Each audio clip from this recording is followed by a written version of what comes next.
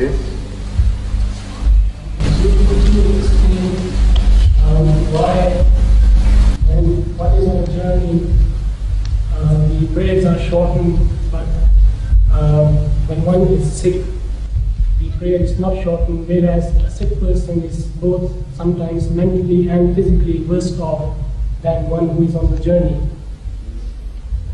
But in other way, the conditions are relaxed to the extent that a sick person is in some ways even more licensed than a person on a journey.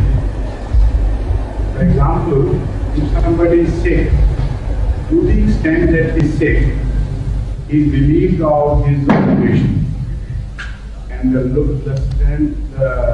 threshold of his energy determines how he should say the prayer. If he cannot stand, he can sit down, no problem. If he cannot sit down, he can lie down and say the prayer. If he cannot move his limbs, he can say just by the nod of the head. Even if he cannot nod his head, he has to recite the prayer, that is all. If he cannot recite it, in his mind he can ruminate on the prayer, essence of the prayer and so on.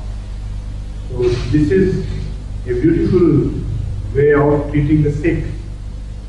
Because with sick you cannot define sharply how far one is sick and to what extent he should be given this license.